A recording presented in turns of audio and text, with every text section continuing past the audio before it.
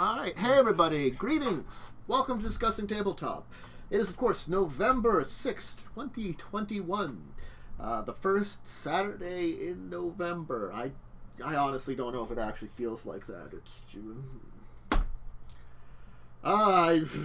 It's cold outside, that's all I know. Oh god. It was...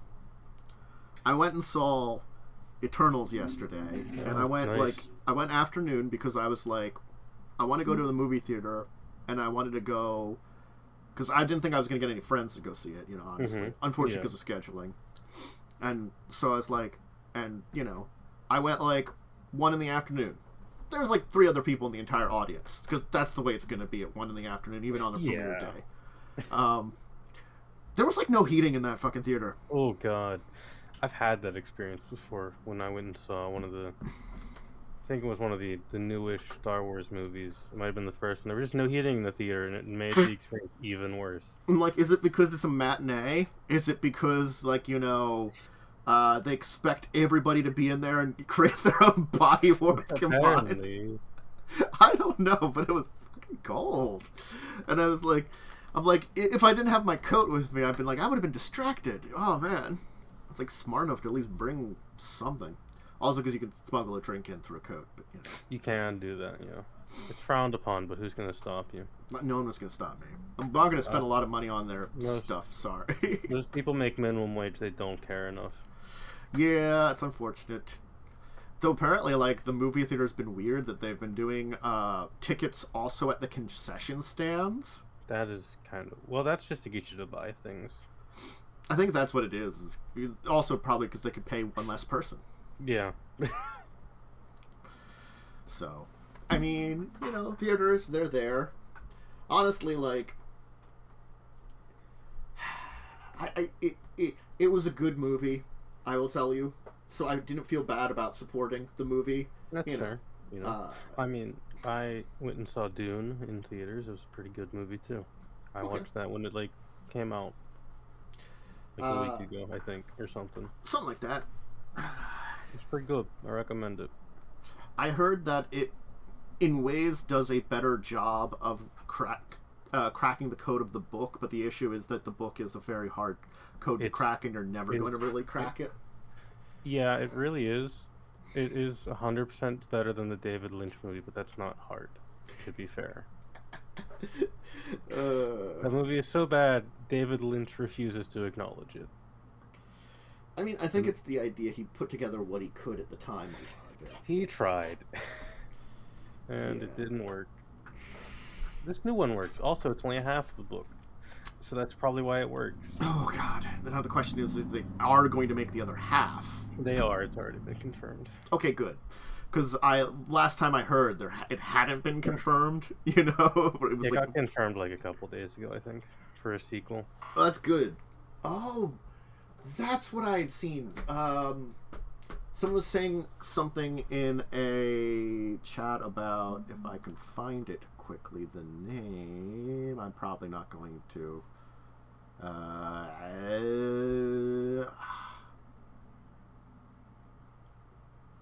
Is it Hyperion? Is that something else? No idea. I don't know. Something was confirmed. There was a couple of things confirmed that I saw, honestly, but things do get confirmed sometimes. Yeah, and you have to wait till after something comes out, and they're like, oh, yeah. We seem to be making enough of our money. Yeah, it's made a profit. But getting to our tabletop side of things, because though there is a D&D movie being made again, we haven't heard anything on that one. Have we? I hope it's bad. It I'm probably gonna will watch be. it. Will it be the original trilogy of D&D movies bad, though? It could, but it's unlikely, because it'll at least, look decent, I think. Because I think, God, the second one actually was pretty decent, because it was that kind of cheesy bad that actually worked. Yeah, right? It's if it's bad enough, it can still be good, right? You have to get it just to a certain point of bad that it's enjoyable because it's funny.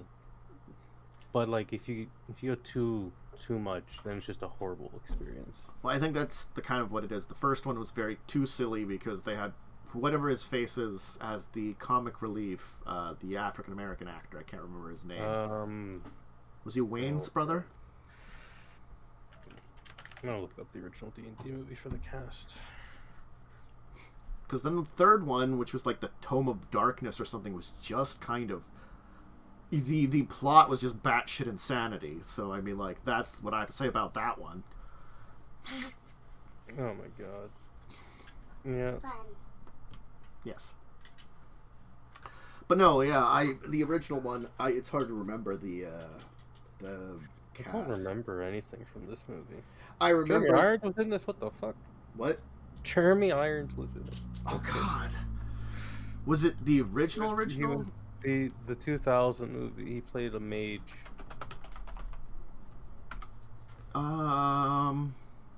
Cause yeah, there's the next one's coming out in 2023. Oh god. Yeah, it's quite a while away.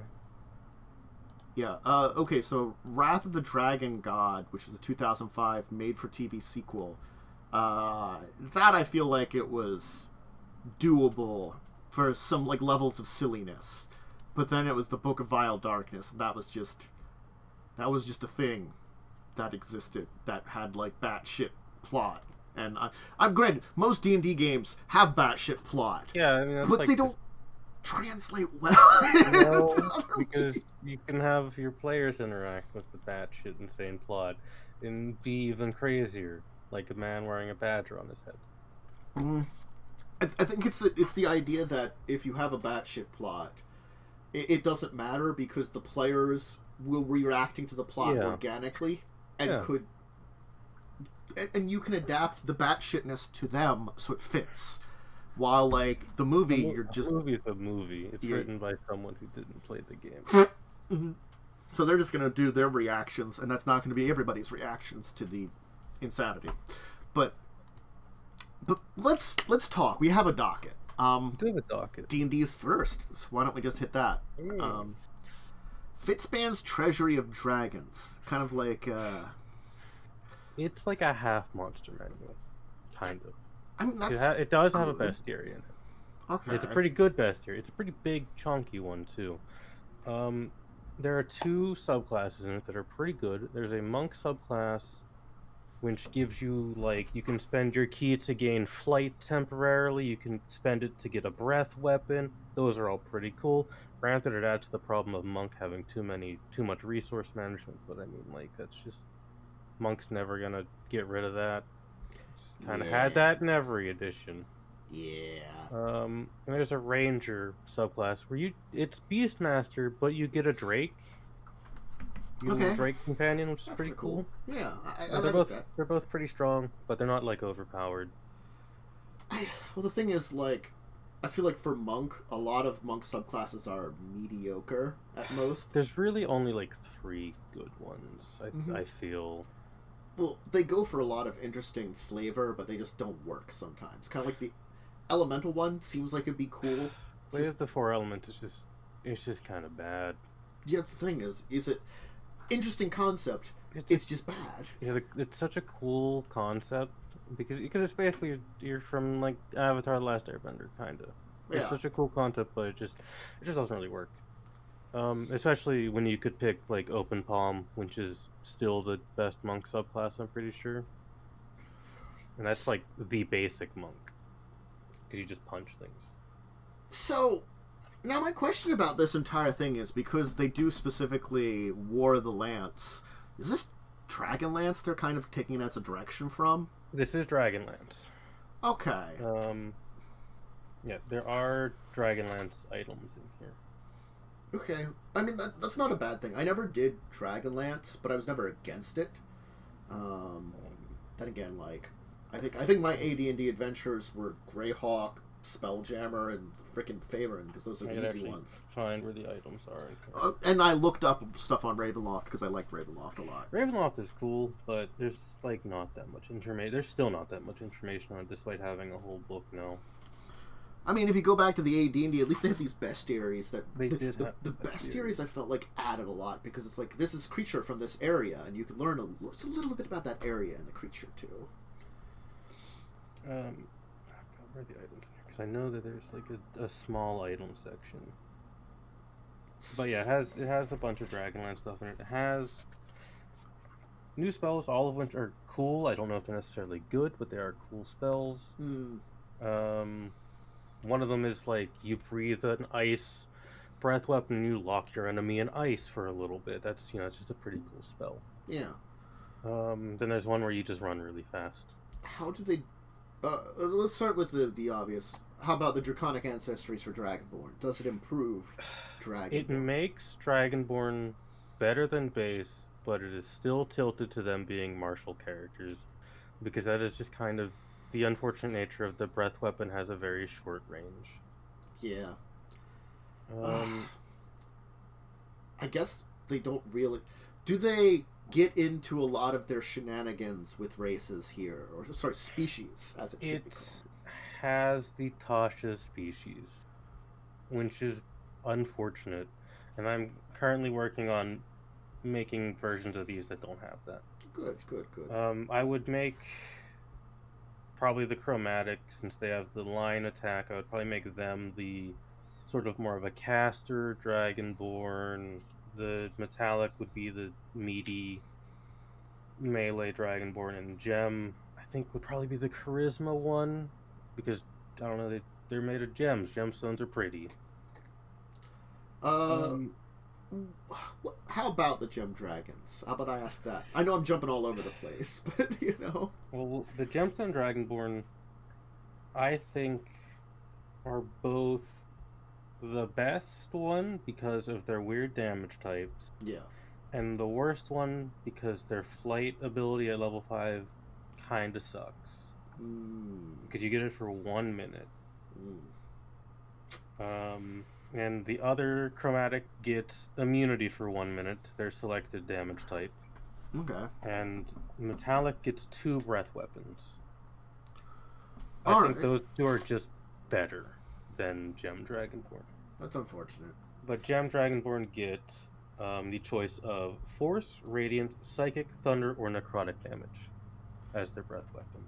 I mean, that certainly is better, but I feel like... I think that's just something about, like, 5th edition is that, like, energy type is not as important as it was in previous editions. It's there, but just not to the same degree. It also comes down to the fact that specifically for the resistance, fire resistance is always going to be the best one because it is the most common magical damage type. Yeah. Because not everything, most spells in 5th edition are fire damage. That's something I dislike, but that's something they've decided to do. And I think that's just kind of boring. That all your damage spells are going to be fire-based. Yeah.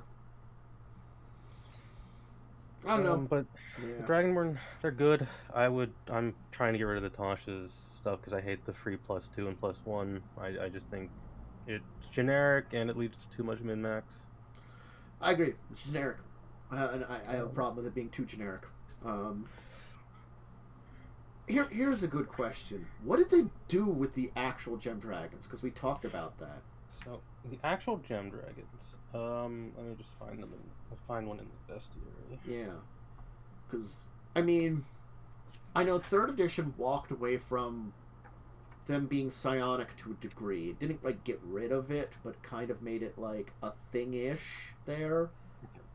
So, we'll go with Amethyst Dragon, because that's the first gem dragon in the book. Mm-hmm. They are telepathic. Okay. So they are psionic. Interestingly, they lack the fear aura that other dragons have. Okay. But they can teleport. At least the Amethyst Dragon can. Which feels weird. Yeah. That they can teleport 60 feet. I don't know. That's an interesting one. I mean, I don't know if an ancient dragon would teleport 60 feet. I feel like they are smart enough that, they're big, they're very large creatures. Yeah. Teleporting is not going to let it escape or get into a better position because it is just massive. A littler dragon, like a young or even an adult, I can see, because they're just, large and huge sized. I don't know. I feel like this comes down to an issue I sometimes have with not all monsters, but some of them, is I feel like the genericness that that prevails in the system sometimes hits the monsters to a degree. It kind of is. Let me see if the other ones are any different. It's like Crystal Dragons.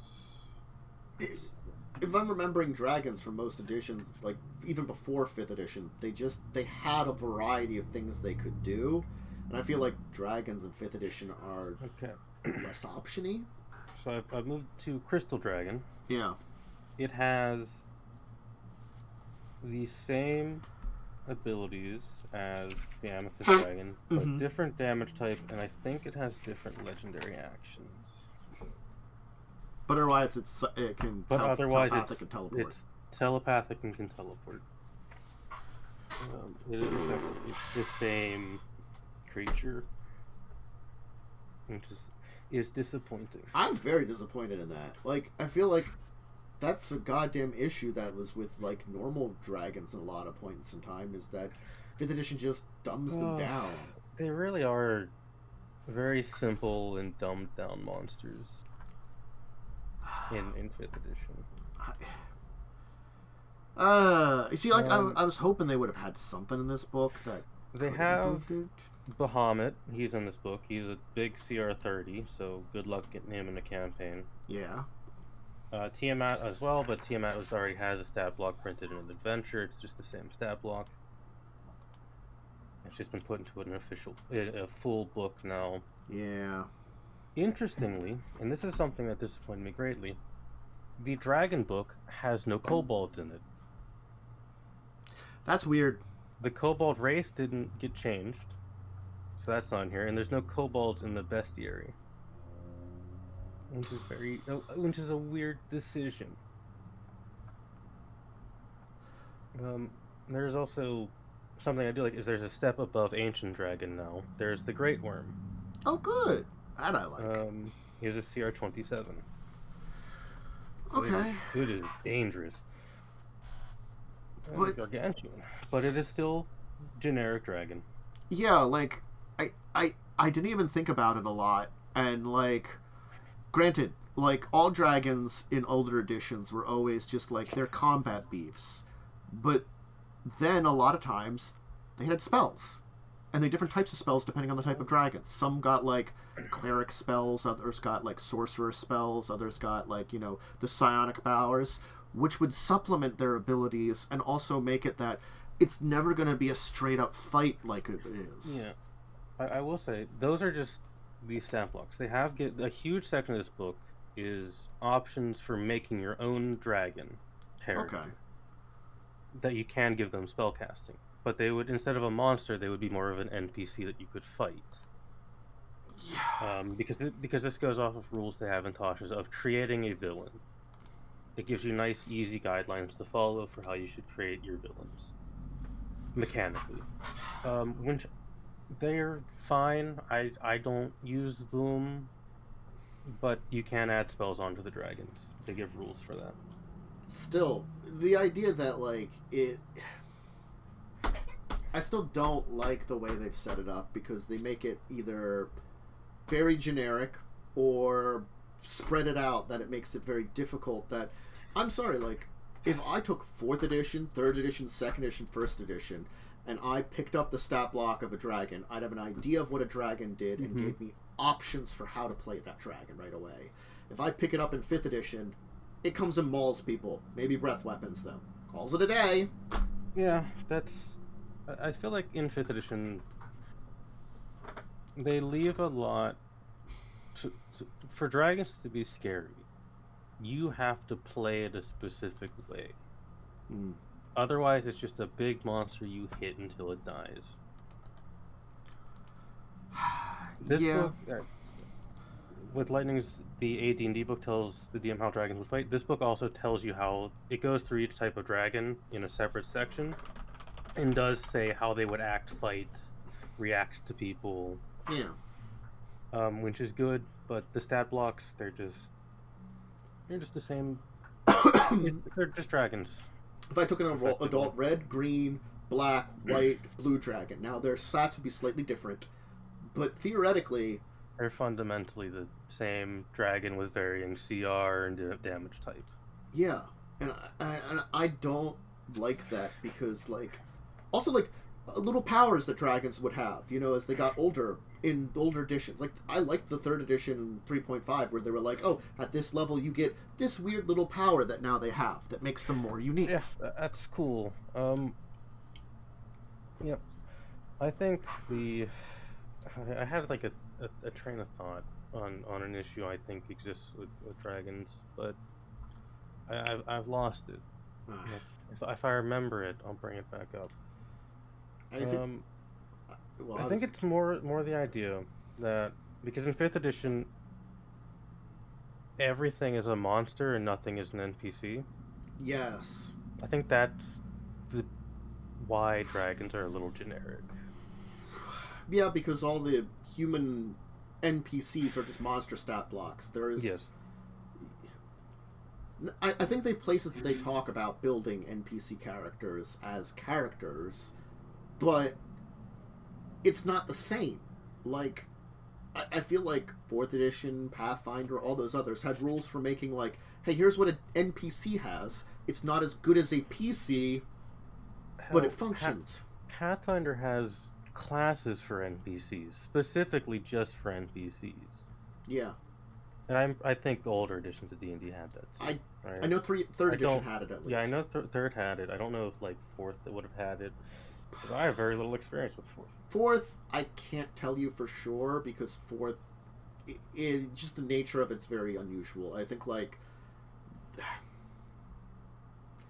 they don't tend to push towards the kind of encounters that would have NPC battles the same way, so they do tend towards, you know, if you're fighting a person or humanoid, it will have a monster stat block. If you're not going to fight them, I'm not sure off the top of my head. Yeah. I think they were somewhere in the middle. I will say, there's a very fun monster in here.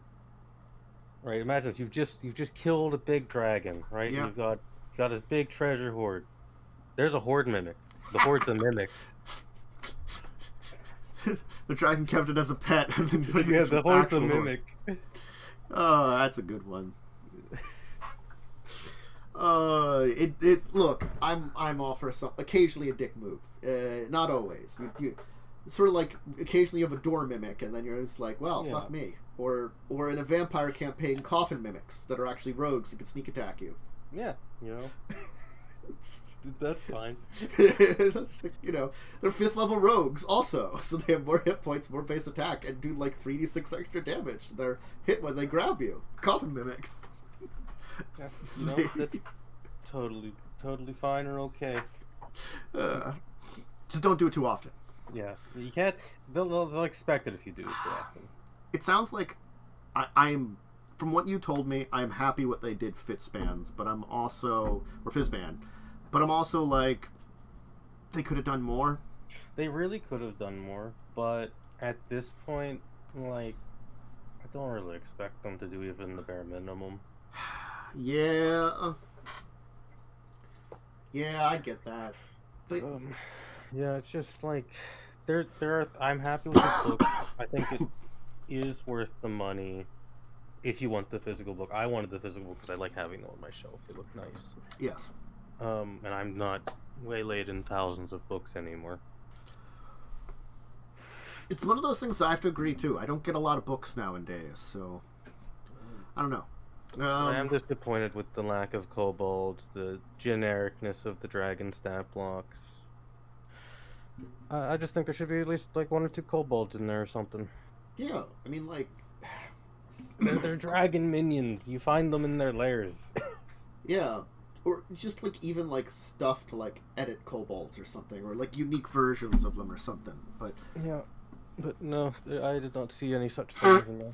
Did they do kobolds in the Tome of Foes? Maybe that's why they didn't do them. There are kobolds in Tome of Foes.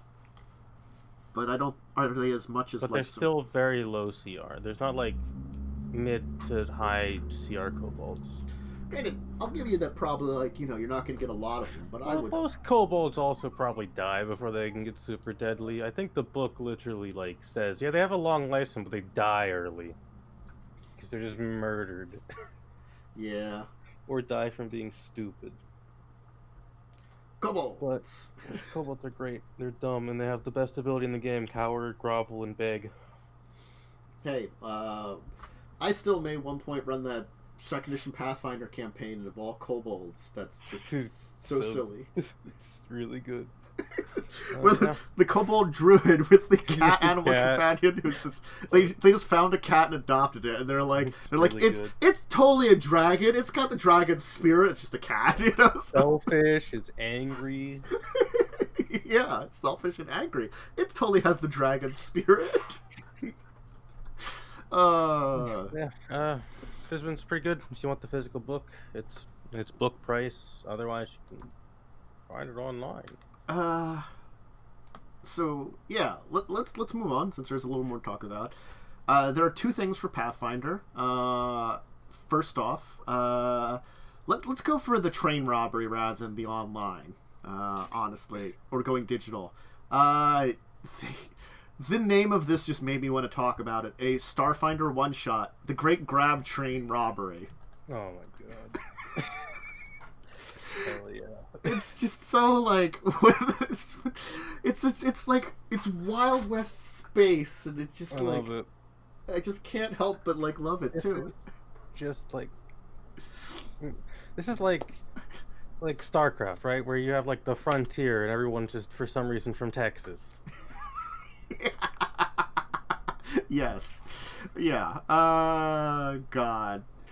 It's like you've been hired. You're mercenaries hired on by one syndicate, but the rival syndicate also wants to rob this grab train in space. I don't know. It is very silly. Yeah. The link there is they're kind of talking about it, and they were having a live play of it. Oh, nice. Yeah. So you can get your... I think they have... Oh, I accidentally clicked on the official Paizo Twitch page, which I don't need to. Because they're like, download a copy and then go there. Oh, no. I know. So, yeah. Nope, that's neat. But the other thing that I thought was pretty neat is they're doing a digital tool set for Pathfinder 2nd Edition called Pathfinder Nexus. I'll link to that to here. It's game compendium, digital reader, character builder, interactive digital character sheet, play space with video chat that integrates with other tools. So, I mean, that's a lot. It is a lot. How much does it cost? It hasn't been released yet, so I don't know how much they're charging. It's like, okay, it's like D&D Beyond where you buy the books individually. Okay. And I presume it will have a subscription kind of thing where you could just get them, because I think D&D Beyond also has that. Okay, and also the question is how much they charge for things. They're charging their PDF price, it looks like.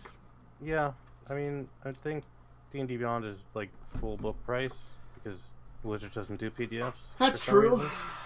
Yeah, so honestly, they're better than D&D Beyond in that way. Yeah. I still always say that I feel like Paizo charges a little on the high end for PDFs, but at least it's better than frickin' Wizards does. Yeah, like PDFs are good and they're more convenient in this day and age. Wizards just doesn't want to do them. Yeah, very, very true. But little player companion things like this are usually good for the most part.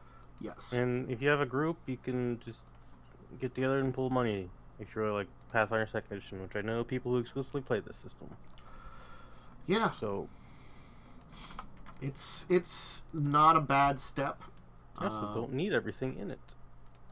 To be fair, honestly, you don't need the Secrets of Magic or Guns and Gears if you're not going to play those classes. And honestly, like, there's portions of it, like, video stuff and things like that, unless you actually need those. I mean, like... Yeah, like, all you really need is the rulebook and the bestiary. Yep. So, here's a thing that we can talk about.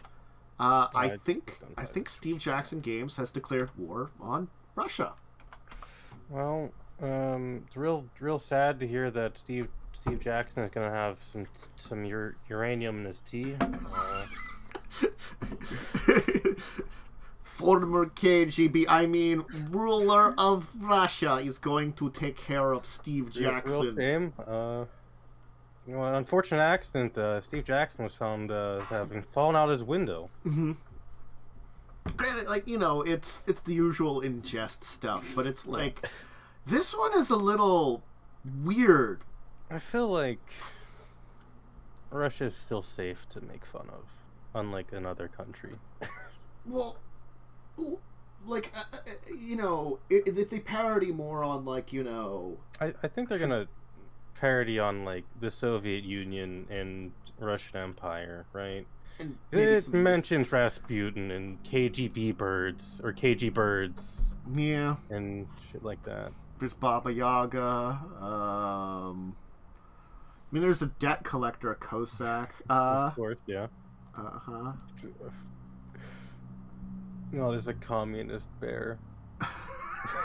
Red. Plus 10 to a monster. It makes it communist. Instant borscht. Raspberry red jacket. Oh, God. God. I don't know. This is like one of those ones that I'm like, really? This is what you put out for your original content? I mean, like, they're just gonna make Munchkin over and over again because they continue to do so. So, like, yeah. Look, we're gonna talk about it in January, but I saw what's coming out. They've gone full Muppet Babies. They really have. They're doing Munchkin Babies in January. We'll talk about it then. Yeah, oh my fucking god.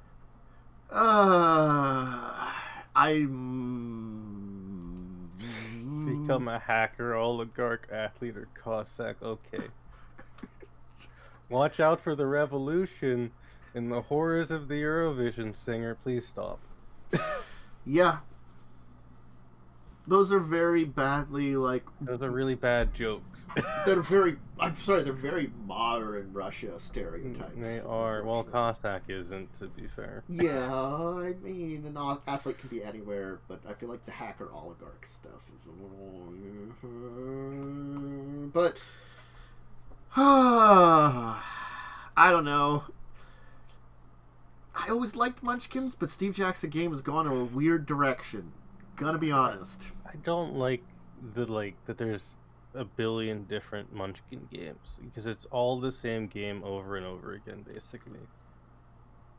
I feel there's a Warhammer one. What? Yeah, there is. I feel like in the early days, you could have enough difference. There was a lot of like creativity. Like I could buy original Munchkin, Space Munchkin. Like Wild West Munchkin, Pirate Munchkin, and they would feel different. Even like Superhero one, it had like powers. They had like styles in the Kung Fu one. They had certain things which helped out to differentiate them early on. But they've made so many now. I feel like that waters it down a lot. It really does. Like, it's just too much. Yeah. It's at a certain point in time it became just like too silly. Are the abilities of the 4 classes they're introducing in here going to be so different compared to abilities from so many other places? Because another thing about Munchkin is we were able to combine sets. If I combine 2 sets and like my, let's say Cossack is effectively a warrior or something, what's the difference? Like, okay, the Cossack has abilities that feel like 2 other classes combined into this one. So it's sort of like a little bit of like I think like a bard ability and a rogue ability from the first one, or thief ability. So now I'd rather just play Cossack than a bard thief. If I'm playing Munchkin Russia and normal Munchkin, it's sort of like I've replaced something, you know? And I mean, I get there's some more stuff in there, but still, you know, I think that's not perfectly exact, but it's that idea that it doesn't feel original. It really doesn't. Munchkin's been out so long, and Munchkin is old. I just don't know anymore. I mean, it's like Monopoly. They're just gonna keep making the same thing over and over again. And it sells somehow. And I just feel bad because, like, it's hard. You can't play with them all anymore. Like, there was a certain point in time where I was playing with friends where we were like, we could no longer combine them all into one deck. We'd have to just play with separate decks, and then you just grab from whichever deck you wanted to, which was fine. I don't even know if you can do that now. It's just too ridiculous. There's too much products. The idea of having, like, you know, kung fu fantasy space adventures was neat originally. What am I doing adding Russia to something? I don't know why this one needs to exist. I really don't. Well, I mean, I know why it needs to exist. It makes money. It's $30. That's why it exists. Yeah.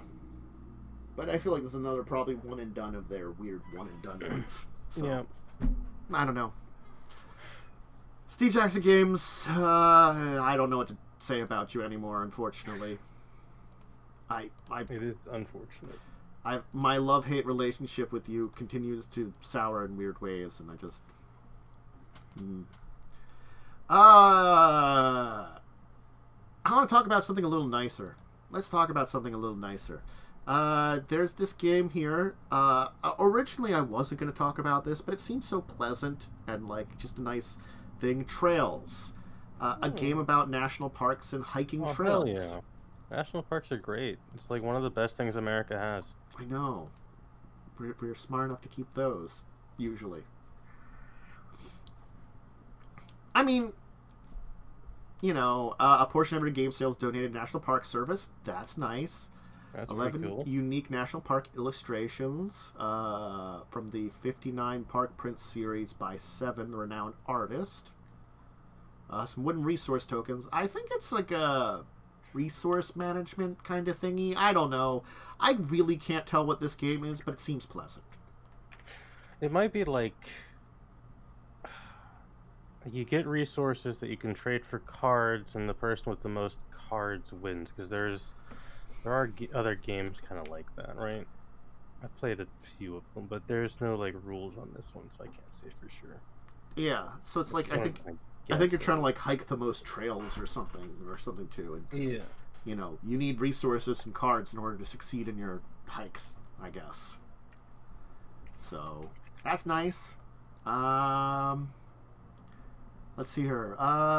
Players place most points collected from badges, photos taken, and bird sightings wins the game. Oh, you're bird sighting too. Isn't that so pleasant?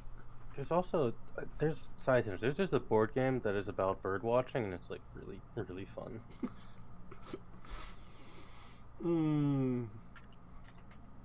I'm fine with that kind of thing. I think this company has done other stuff like this, so it's nice to see that they're doing more. Little pleasant games like this. So, hey, that's a good palate cleanser there. Yeah, you know. Some trails. What games have these people made? They have games.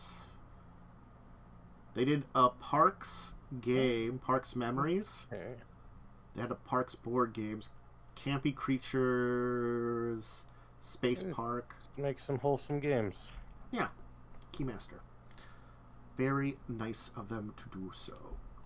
But kind of moving back in a, well, I'm not going to call it less wholesome, but weirder. Zombie Princess and the Enchanted Maze. Oh yeah, this thing. I think it was talked about. at a previous time in the distant past. I remember this. This seemed like a really stupid and fun board game. Yes, but it's releasing like now. It's out now. Yeah. So I mean, like, there's a zombie princess in here, a maze that's kind of being built. Escaper. Yeah. I do really like that. I also just really like tile board games. I mean, it's a silly kind of thing, you know, that you're what, zombie apocalypse in like a fairy tale kind of situation or something. Yeah. Each turn you roll a dice to control a zombie princess, sending her lumber towards your opponents. Choose to become a zombie knight, and they'll hunt for the other knights. So I guess it's kind of a last person standing / escaping thing. So everybody. I think it's an escape thing. Yeah. They're kind of like the Betrayal series, right, or whatever. Yeah. Where except you're not like trying to stop them, you're trying to escape.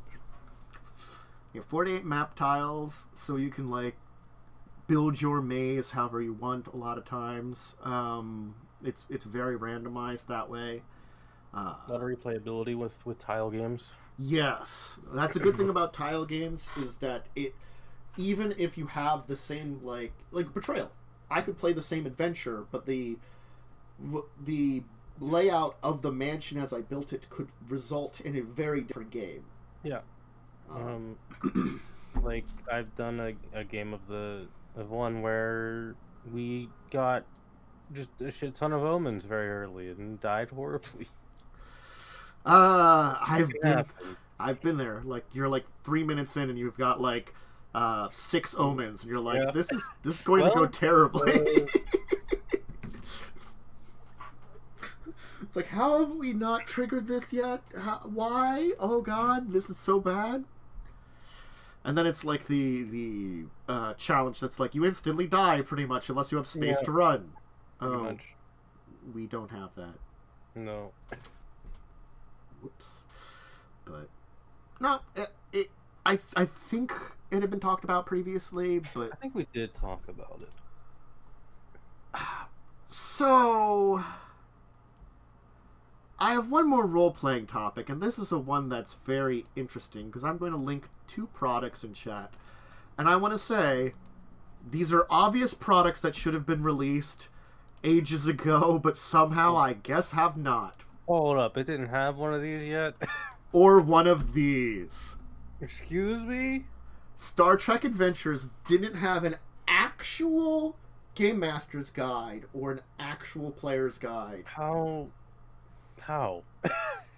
They made do with all the supplements. Now, granted, they had 3 books out that were, 2 of the archetype groups each, so it's like, so there was like a science medicine book and like a freaking con and command book and like a security engineering book, the 3 groupings that tend to be in the way that they build stuff. So they had stuff like that, but those feel like more like those, like, what they did back in like 3rd edition or 4th edition, where they had it's a little pamphlet with your thing in it. Well, even like they did the combinations, like the Ultimate Combat book or the Ultimate Mage or Ultimate Divine, that were like, they were focused but not completely focused. Like a little baffled. How do you make a tabletop system and not have the 2 most obvious rule books that you need? I mean, like, I guess the main book had a lot of this stuff, or has a lot of this stuff, I should say, in it. So, yeah?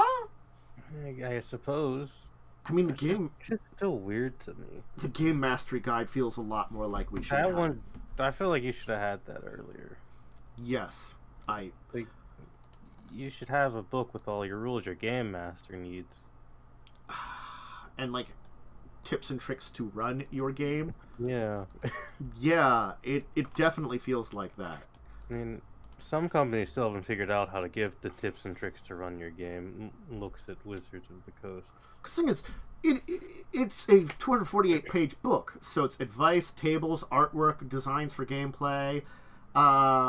elements of Star Trek, a primer of it, that would be great. So I like know what the fuck I'm doing and I'm not looking up that. Examples of extended tasks, telling how freaking, because Star Trek is so different. Here's this one, how Star Trek stories are structured.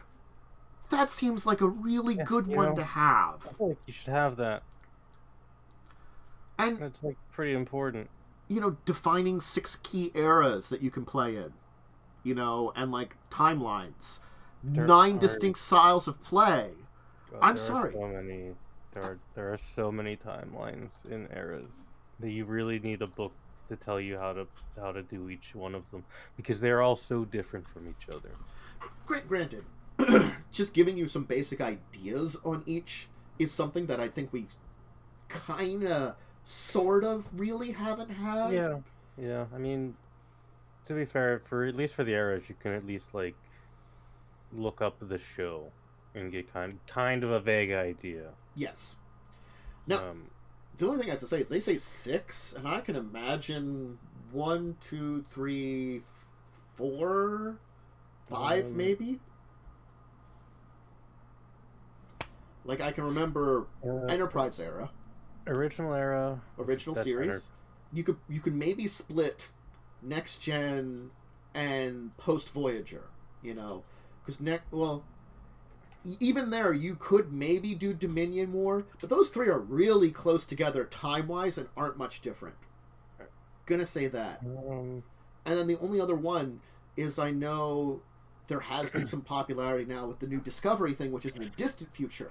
That would be cool to do, where it's like Federation's been kind of fractured, it's like a very different world. Like, that's the thing about it is, I've heard about that, and I'm like, that seems like a really neat idea to explore a completely different timeline, where, like, you've got these characters helping to rebuild what they knew from their timeline, or something shit like that, Yeah. Like, at least the way I understand Star Trek from I'm not an idiot, I've seen a decent amount of Star Trek, is you can kind of like condense it into 3 eras, because so many of the shows are just so close together. Yeah. Because like there's the Enterprise era, original series era, and then TNG plus Deep Space Nine and Voyager. Those are all Deep Space Nine, Voyager, and TNG are all kind of the same era. Yeah. To me, at least. And I'm saying Discovery's the new one, so I mean, hey, cool. 4. 4 is a new one. What's the freaking others? I mean, I don't know.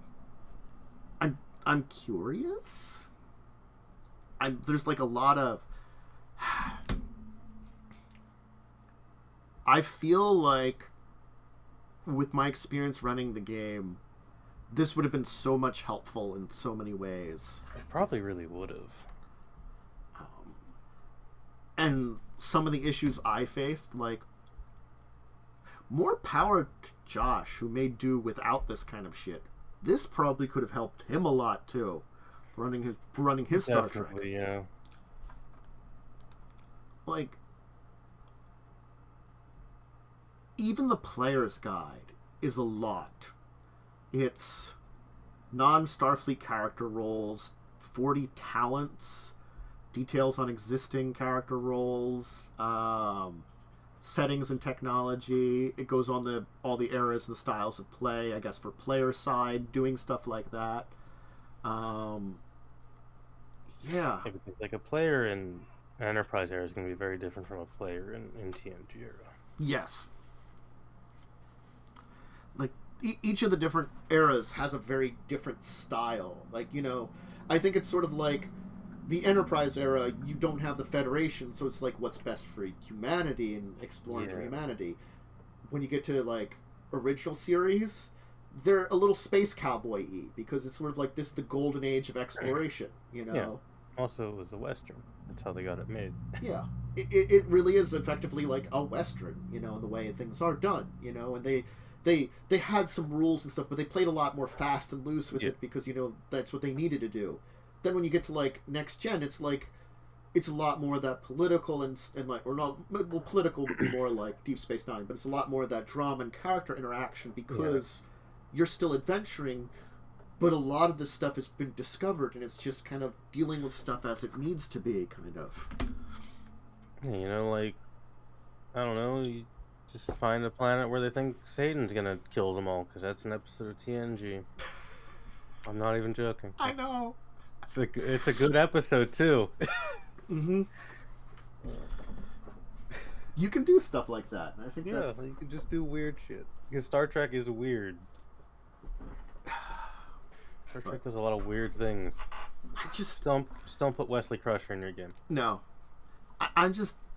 when I saw that these were actually, like, announced for early next year, I think, as they said. Q1 2022. I'm like... I didn't think they would do something like this, because they hadn't. I thought, like, they were going to pull it a little bit more, like... I know some systems do this, and they don't specifically, like, gotta admit, like, Pathfinder. They usually have the main book, which can function basically as, like, you could use it as a basic game master's guide, you could use it as a basic player's guide, it just provides everything you need. There is a GM's guide, but that's sort of like, it's expanding on the stuff in the player's handbook, but that's all it is, it's expansions, it's like extra stuff in expansions. Like, this fucking thing is huge, because it provides a lot. I thought they were going to do a lot more like that. They were just going to rely on the book they had and kind of do smaller, like, expansions and maybe not have this stuff. But now that they're actually having something they're calling a game mastery's guide, a player's guide, I'm like, how many years has this been out? It's been out for a while. I think like 4 years or something like that, maybe? Sounds about right. 3 or 4? I could probably check on this book. 4 years. Wow. Jeez. Figured someone would have thought to maybe make this beforehand. Like, I guess not. They may have also just not had enough for them to, in their thinking, warrant a full guide, a full, like, player's guide and game master's guide. I think that's, I can agree on that, because, like, they've done a lot of the main, like, they did the 4 quadrant books, they did those books I talked about, the, like, groupings of, like, jobs. They've done, like, now they've done the Klingon book, so you could, like, it shows an example of how you could play as, like, an entirely another, like, group out there. Yeah. Not everyone's Federation. Yeah. And I feel like that's also good here, too, because, like, the player's guide, they're like, yeah, here's some, like, a lot of stuff that helps for playing non-Starfleet roles, just in general, too. Yeah. And it's the right direction, it's just a little late to the party. Late. Yeah, it's definitely a bit late. But it's good that they have them soon. Yes. They're not out yet. It's good they're doing them, but Jesus, they're just late for the party. Probably help more people get into the system who haven't already, like, say, some Star Trek nerds who don't really play role-playing games, and True. They see this and they're like, hey, I want to try it, Hey, no, it's but at least they could have the main trifecta of books: a core book, player's guide, dungeon master's guide, game master's guide. A player's guide and a player's guide is very important because it helps people ease into a system because it has everything they need to know in one place. Yeah. Core rulebooks are nice, but they can be overwhelming. Yes. And I think that's something some people have forgotten. Looking at you, Paizo, honestly, you forgot that long ago. Yeah, they really did. The core rulebook for Pathfinder 2e is a lot of information. It is a lot. Granted, like, a player does not need to go through the entire thing, but it's it's the idea of, like, you just get it in one book, so you don't have to buy 2 books, I guess. Yeah. But and you just end up with a really big book that you have to share. Yeah. Again, I feel like I like Paizo's version a little better than I like D&D's version. D&D does go for the standard player's guide, dungeon master's guide, monster manual, and then supplements.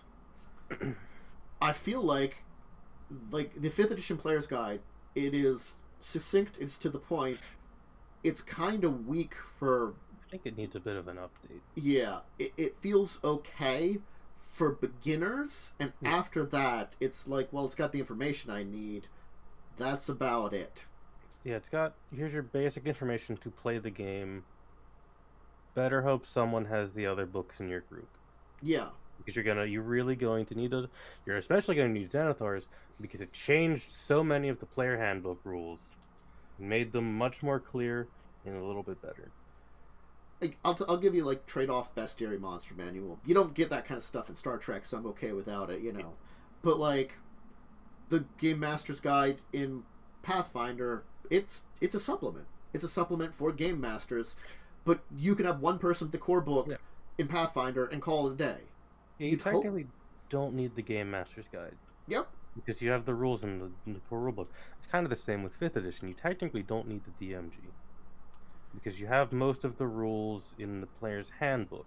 Yeah, but I feel like there's a disadvantage. You should still have a DMG. It's got items in it and stuff. And it's got a little bit of that, like, my first DMing. Yes. If I had the player's handbook, I'd have no idea if I had. No. Yeah, it doesn't help you at all. Although having read through the DMG, it doesn't exactly give you tips on how to run a game. No, they're not great at that. No, that's why I think they need to reprint that and make it a little better. I think maybe that's what they're doing. They're doing some kind of shit. That's the one thing I want, is a reprinted DMG that actually is good. I don't mind, like, if they do a 5.5, I'm not against that. You know, or like 5 2nd edition, 5th edition, second print. I don't know what the fuck they call it. Something like that. Something clever. Get marketing on it. Yeah, get some people smarter than me to figure it out. Yeah. But come up with something and just fancy update it. Just nice coat of paint, you know? Yeah, people does really need that coat of paint. We are talking about D&D a bit, so how about these? They're plushies to end it. Hey, they're D&D plushies. They're cute. Yeah. There's a displacer beast that's a little cat with a mouse in its mouth. Really good. Yeah. You know, I love the mimic one. The mimic one might be my favorite. It does have that, like, the strands of goo. It's just so good. The owlbear's adorable. Owlbears usually are, and I do like the little beholder too. I also do like the beholder. I mean, these are very adorable. They're also only $15, which is cheap for an official marketed plushie. Yeah, I mean, usually that shit is $30. 7 inches across is not a tiny thing either. I mean, you know, that's definitely a decent size, which most of them are. So, yeah.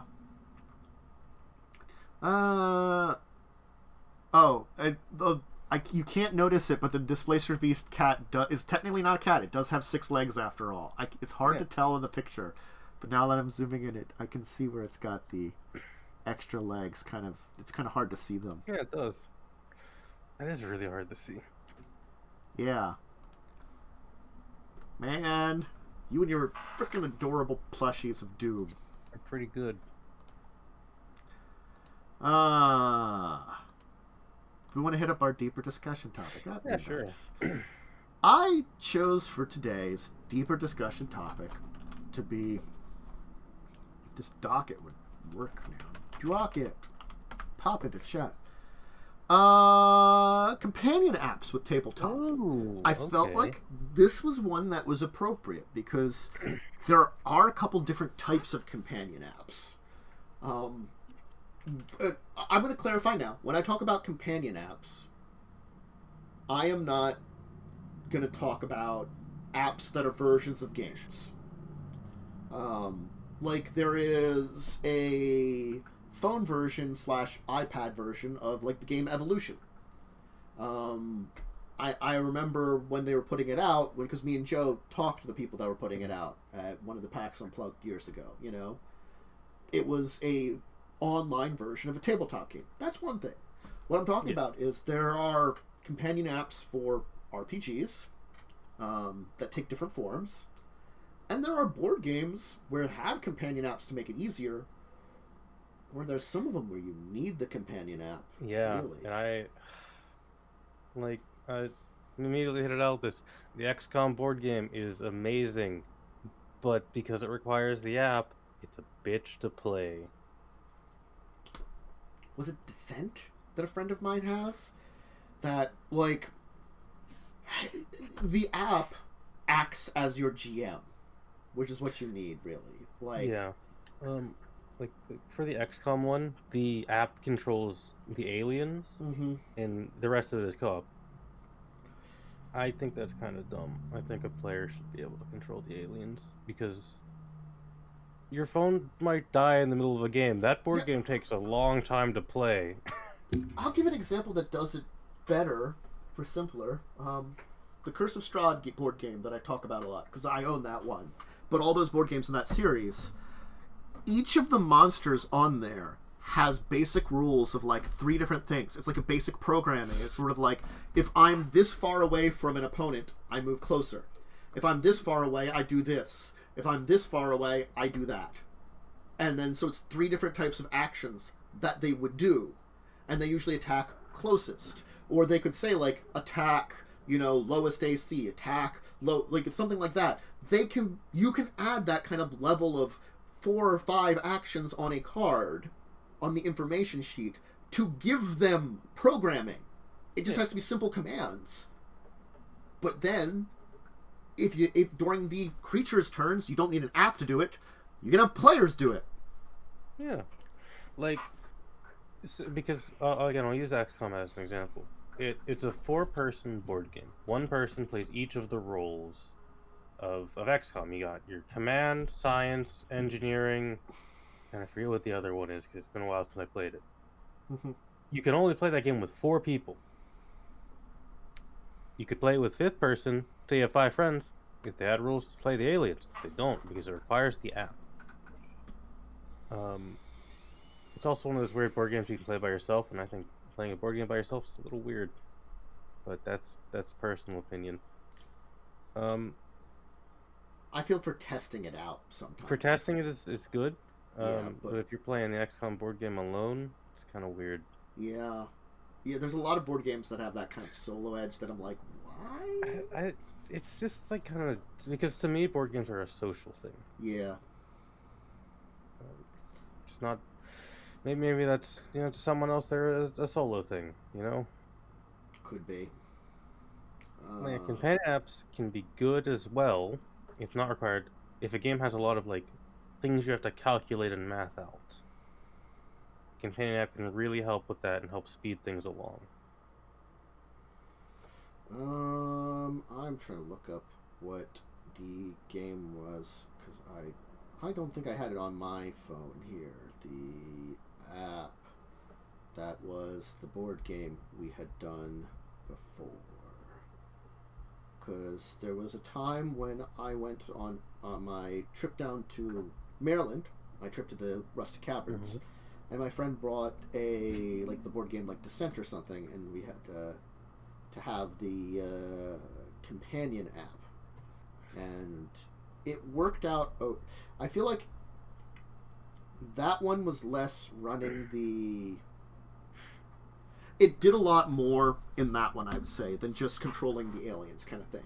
It did a lot to set the mood and stuff, and I think that, I don't know if you could get like physical copies or something of it, maybe, like, so you could do it without it, but it helped. You could, yeah. Another one, One Night Werewolf, has a companion app you can download where it does the announcer for you. Yeah. Instead of having to have a person do the announcing, you can have your phone do it, which is actually really nice. It also comes with music and stuff, so it sets the mood of it. I feel like apps like that, which are enhancement apps, are good. Things that you can do in real life, but we could supplement them with the companion app and make it easier. That I like a little bit better. Yeah. But yeah, no. If I buy a physical board game and I have to play with something digital related to it, I feel like I've taken a step in the wrong direction, I gotta be honest about. It really, because to me, like, if I'm gonna play a board game, I want to be able to test out and control every part of that board game, because an app can break. The programming can, glitch out. It can get things wrong. Granted, a human can as well, but you can if you realize you've made a mistake in the rules quick enough, you can take it back. The app, you can't. The app, the servers could go down. Yes. And your board game's unplayable. Yeah. There's just a lot of little stuff that can happen that can result in your game being unplayable if you have to rely on it. Yep. Now, again, if you're not relying on it, great. Give me a second here. What's up, Aurora? Yeah. Okay, you got sock on your hand. Neat. Behave yourself. If it's not like, even if like something like the XCOM game had a way to play with the person being the aliens, but it was like, this is the preferred way with the app, I would be less against that, you know, that they'd have both choices. Obviously, the app is better, but if something happens with the app, you can still play. I think people have tried to make the rules for playing the aliens, but I don't think anything has ever come of it yet. It's been a challenge because they're so reliant on it. Yeah. It's meant to simulate the kind of feel of the video game where everything is happening really fast and you have to respond to it. Like, I assume you've played XCOM where you have to shoot down the UFOs. That's part of the game. That's mostly handled in the app, which I don't really like. Like all the UFO placements is handled in the app. If I remember right, the way the alien shooting isn't handled in the app, because I think if they invade the base, you have to do dice rolls to stop them. It's been a few years since I played it. Jeez. But it doesn't feel like I think it was a good decision to include that app. I think that's the issue, is that on the board game side, at very least, you have to be careful not to crutch your board game with an app. And I feel like that's what XCOM is. It's crutched to that. Yeah. And, you know, yes, in this day and age, that's not a bad thing. But I'm going to tell you what. At that cabin, we didn't get great signal. No, we I probably can't imagine you did. Ever will. Like, even if there's a town 10 minutes away, never going to get that great signal. It's by the bay. It's in a very rustic area. You know, that area is probably not going to get developed a lot more, because the areas that have already been bought up are houses that I don't think people are necessarily going to sell a lot of houses to make a lot of like build-up area. No, you know? Those are like vacation homes or wealthier people houses. So that's right. That's kind of what we drive by. We leave the rustic area of the cabins. We drive through their alleyway, which takes like 5 or 6 minutes. Then the road has wealthy vacation homes around it until you get to the town. You know, it's like, yeah, the cabin area is very rustic. Guess who also moved into this area? The rich people that could. A bunch of wealthy people. Yeah. Like I live in a town. I live in civilization. I don't get good phone service. So like the app is I can't really use the app because my phone sucks. Yeah. I think I would like to see like just that option for companion apps, or just again the enhancer companion apps. Those are fine. Like the one night at Werewolf one, that's a great idea. You know, it's sort of like it's really good. You know, it helps a lot. It makes it very easy that you don't have an announcer then. So, I think Sheriff of Nottingham also has one to do all the calculations at the end. That's a nice one. Because it's a lot of math to figure out who's won. Yes. Yay, math. But I think the other end of the tabletop app comes into like what we were talking about with Pathfinder, where there is the role-playing side of apps, which vary a lot, I have to think. Unfortunately, I have to say, I'm not much for official apps. I agree. My main concern, I'll use D&D Beyond as an example, right? Mm-hmm. My main concern with D&D Beyond is eventually 5th edition will stop being printed and we will move into 6th edition. That's an inevitability that's going to happen. When, I don't know, but eventually they will move to an updated system. If you bought all your books in D&D Beyond, what's going to happen when that website shuts down? Yeah. Now I'm going to give an example of an app that was really good for first edition Pathfinder, because there is one here. I got Masterwork Tools, this little app right here. The thing is, it uses the same rules of being able to publish stuff as the PSFR D20 and Archives of Nephis do. They have to kind of like not support. So this is a free app. You get it for free. They can't sell it, but by not selling it, they were able to basically share all the basic information on not all the books, but a lot of the core books. So I could look up stuff from Mythic Adventures, Occult Adventures, the Technology Guide, all the advanced Ultimate books, the core book, the Bestiary, all that stuff right on here. And it had search functions for it. So I don't know if this is supported anymore. Might not be. But I have it installed, and it still works perfectly fine because it's not an online thing. It's a resource thing. It's a big compendium, basically. Yeah. And like, they don't make stuff for first edition Pathfinder anymore, so that's never really going to change or need updating. And of course, there are a lot of books that aren't on there, and I can understand it. I think they do have the Occult Adventures. That's like the last one they put on here. But yeah, it's not going to have everything. There's certainly a lot that's not there that you have to go to other resources or have to have the books for. But like, Pathfinder's always been really good about having like these huge resources. Like their app, I think that's why they're competing with it by providing a huge amount of stuff. You know, it's not just the compendium. It's this, this, and this. It's a character builder, an online sheet, you know, things like that. And I feel like D&D Beyond tried to do that, but I think they just charge a little too much money for it, personally. I mean, again, because to get all the books you need is like, oof, it's a lot of money compared to Pathfinder 2, which doesn't have like all the. Pathfinder 2 doesn't have that many books you actually need. Yeah, and the Pathfinder 2e, at least they're charging like their PDF prices instead of full price. I believe D&D Beyond uses their actual book prices, which is $50. It's a lot to charge for. I'm gonna double check that one though.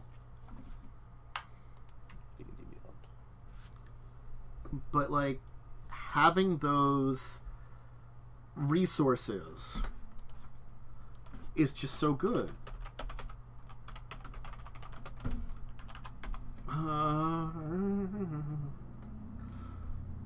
Okay, no, the stuff on D&D Beyond is only $30, so it is cheaper, but it's around the same price as Paizo's. But like, I'm curious about the Paizo here for more information on it.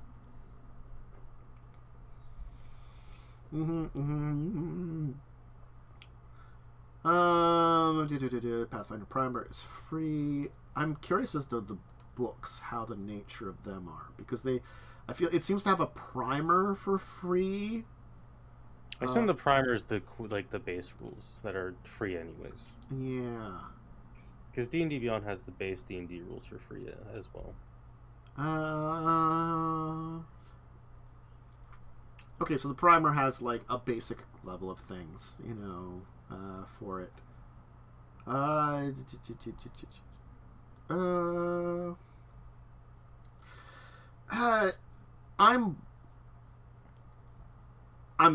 kind of worried a little bit by this, that it's going to be a little bit D&D Beyond. It is going to be D&D Beyond. The quickest way to get me to be like, I'm 100% in, give me a PDF with it. Yeah. Yeah. Like, that way I know if your site, is deleted from the internet, I'm not losing all of my money. Yeah, like if you get a PDF copy of it when you get this. Which, actually, I don't know, you might get. I'm going to view details. Let's see. Do you get a PDF with this? It doesn't say. Doesn't say. Right now, just the pre-order unlocks the contents of of this source and the digital reader on Path, as well as any additional features as they enter early access. Yep. So, forgot the core rulebook for Pathfinder was over 600 pages long. It is huge. But that also tells me that, like, maybe they'll offer the PDF, maybe not. We'll have to see. If they do, that's better than D&D Beyond, because D&D Beyond does not. So I'm kind of, like, on the fence about Pathfinder 2nd Edition 1 right now, I think, because of that. We have to see more information. Yeah, I will have to see more on that one. I do think D&D Beyond is a great idea. I think the way it's handled is not for me. I can agree on that. They just don't do a good job. And, like, I feel like... I don't know... There are other, like, resource apps for RPGs and stuff, and I feel like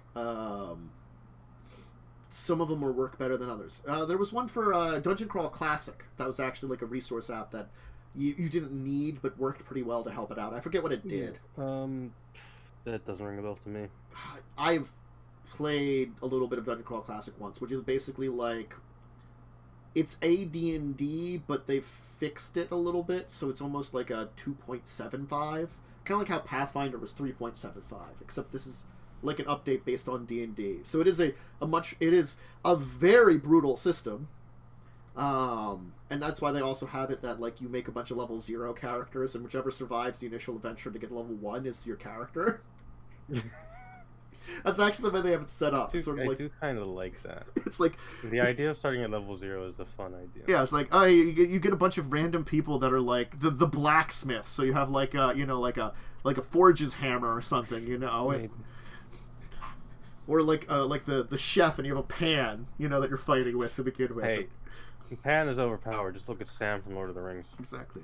If you survive, you know, well, you might get a +1 pan. Exactly. But I don't know. I feel like the companion apps of earlier days were better in a way than they are now when it comes to RPGs. Like, I think it's just because, like, money. I'll be honest. I think that's the reason is monetization. Because companion apps they shouldn't be monetized the way they are, just because, again, like, you hit the nail on the head. If they go down, you lose all that stuff. Yes, you will lose all of it. You will have thrown your money into a void. Granted, like, you can lose a PDF of something, but that is infinitesimally harder to do, especially if you back because it's like in your downloads folders. Yeah, if you back it up. Backups. A lot of companies, if they're still going, will remember what you bought, so you can re-download it. Also, like. And then, like, a physical book, you have until that book is destroyed, which takes a while. Mm-hmm. Wait. I'm going to bring out this Pathfinder First Edition book for me, where the binding has disappeared. Yeah, look, if that thing is still going, a 5th edition book is going to last a long time. I used the crap out of this thing, and the end fell off. I had duct taped it on for a while, but then it fell off again, and I just gave up because I'm lazy. No, that's fair. I mean, it's still technically bound together. This is bound together better than my D&D, but my 5th edition book. My 5th edition book, which is I think a first printing, it's fucking coming apart, and it's bad. Like, if the binding fell off of this thing, the pages would be gone. Oh, absolutely. Yeah. No, this is much poorer made. More power to you, Paizo, for building a much better book. Physically. Yeah, this is a... Yeah, I got a first printing. Oh, congrats. From August 2014. I jumped on the bandwagon. I still don't actually own a physical player's handbook. Interestingly enough. I honestly, as I'm thinking, I think a friend of mine actually just bought me that for my birthday in September, and I hadn't quite gotten the book yet. I think that's actually what happened. Jesus. Yeah, but that's fucking 7 years ago since I remember. Because I just have a PDF of the player's handbook. I don't really care enough to buy one. I mean, honestly speaking, a lot of the other books I just didn't get at that point. I spent so much money on books in 3rd and 3.5, and I got not nearly as many, but I got a bunch of Paizo books too. But Paizo was the age of PDFs, so I mean... Paizo has learned how to use PDFs, and it is very nice. Now, if they could learn to maybe charge standard PDF price, it would be a little bit nicer, but I get it. You need to... They are a company, and they do want money. Yeah, and they do a lot of products. So. I will happily pay a little more for the convenience of a PDF. And they're certainly not full price, at least. No, they're not. They're like rulebooks are so expensive. Yeah, they're like 66%, which I feel like is the top end of what I'd like. Yeah, like most are usually like average PDF price is not usually around like $15 to $20. I think. I think it's like you would say like most of the time it's like 50%, sometimes less. Yeah, it's like half the value because you're not getting a physical object. Yeah. You still want to like pay for the productivity or something, you know, but that is also true. The player's handbook has become less valuable because they keep changing the rules in all of the later books, and also I think that's another problem is you almost need the core to play to begin with, but it's less valuable now than it ever was. Yeah, especially like I mean they've just done away with a decent chunk of the race rules or the species rules in 5th edition, right? Yeah. But if you have a DM who uses the new rules, well, you're not really gonna get much use out of your player's handbook. Yeah. Yeah. Nope. It's just it's bad. And I am not happy yet with their announcements on fixing things, so we'll find out if they make better ones next year. We'll see. We will see. We have the same rant every show. You know it by now. Yeah. Old people mad at Wizards. Please, Wizards, just fix your shit. And your app. Stop charging us so fucking much for a book that is just in the app. Like, I don't see the value of D&D Beyond, especially now, because I already own most of these fucking books. Physically. Why would I pay for them again? I think it's also the issue that, like, it sounded like, from what I learned in the interim, that originally D&D Beyond sounded it was a lot more partnered with Wizards, and it turns out, from what I've kind of, like, overheard now, no, it was really like we're kind of hired on to do that, and Wizards was really in charge and like gave them a bunch of directives. Yes. Yeah. So like when it was originally announced, they had grand ideas that sounded really good, and well, Wizards was just like, well, maybe it was even Hasbro was just like, I'd say it was probably Hasbro. It's like, you know what? You don't need this kneecap. It would be totally just much better if they just gave you a PDF. Yes. When you purchased your book. Yes. Like even if you got like, you know, you were limited on your downloads from that place with your PDF, you know, you could like download the PDF once or something like that, you know, it still would be enough for me, you know, something like that. Yeah. I don't know. But it's Wizards. D&D Beyond, Pathfinder, the Nexus that's coming up, all those companion apps for RPGs. Look at them each before you kind of decide on them. I think that's what RPG companion apps really are the most hit or miss ones. Yeah, I feel like they truly are, and I feel like it's actually heavy, like with the tabletop ones. All these these companion apps that are actual like companion apps and not just recreating a game on your phone or something, they are hit or miss. You have to like look at them carefully before you really decide. Do.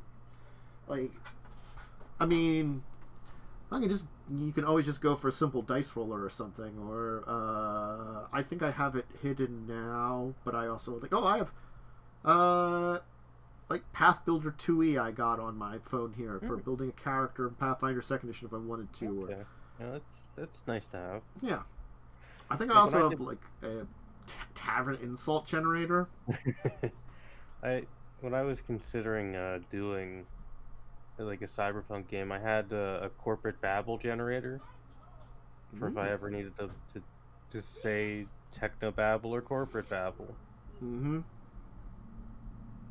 Also, if you're a DM and you have to do a lot of dice, just get a dice roller. Yes. It's a lot easier than rolling like 12d10s because a dragon sneezed on your player. Alright, let me hide some of these apps now. I just figured out I've got a few more that I'm like, I can just get rid of Oh, these. this Pokemon Go one, just hide that. No, that one's staying out. Sorry. Pokemon Go forever. But, honestly, like the D&D name generator, I don't think I did never know. They're usually also bad names that are generated. They're just like borderline unpronounceable.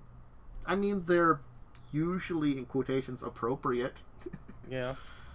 I thought about getting rid of Masterwork Tools, but I think I'll keep that still. I've seen enough of Lightning's characters to know that I will never use a name generator for any of mine because I like to say my character's name. Called out there, man. Called out. Sassed. Get sassed. You're not here. You get to be sassed. Exactly. What's next on the agenda? I got a couple of Kickstarters I saw that looked interesting to shout out. At least I don't feel like diving into them. I'll link them. I'll say they look like interesting things for various reasons. This one, Mothership sci-fi horror RPG. Oh, yeah, cool. It's they wanted 20,000. They're almost at 800. Yeah, it doesn't surprise me. Yeah, no. And the other one is a interesting kind of RPG that's Women Are Werewolves. Okay, that's neat. Yeah. You know, it's a storyline where women are werewolves. There you go. Straight into the point. Yep. So that's it. Do we have anything else? Oh, our weeks in tabletop. The last couple of weeks. Yeah, we got that. You had stuff Sundays? I do have stuff on Sundays. I don't remember what happened 2 weeks ago. I think we fought more golems. We were doing that a little bit. By sacred geometry. I don't think I actually hate you. Golems are a pain in the ass to fight. They are. They really are. Especially because some of the ones we were fighting, I just couldn't do anything against because they were anti-spellcaster golems. Oh, those are pleasant. So I just couldn't do shit. And then we had our Halloween session where we just played Bloodborne. It's literally what we did. There was a big red moon and werewolf monsters, so we just played Bloodborne for 3 hours. It was a fun time. And we literally fought like one of the bosses in Bloodborne. You found a stat block for it, which was pretty neat. That's kind of neat. We fought Vicar Amelia, just the big dog. Okay.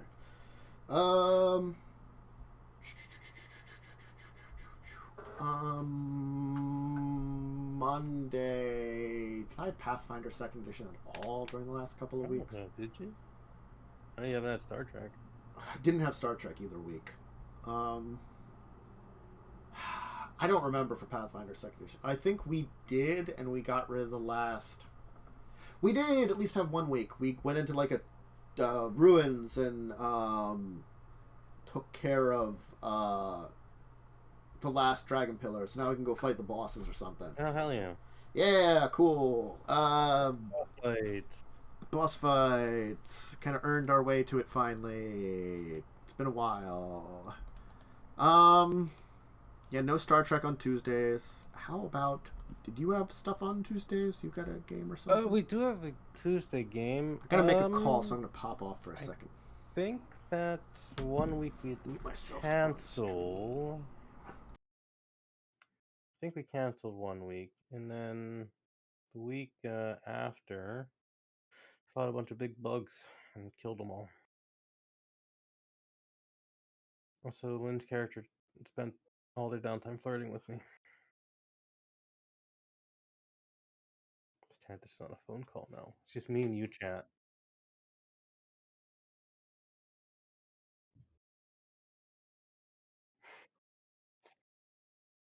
Yeah, I can't wait to see Cell just like die horribly on a heist.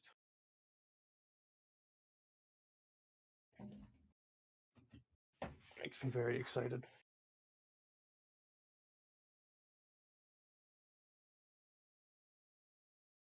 Oh yeah, someone did talk to. Yeah, we did talk to. Cell talked to like an insane wizard man for half the session.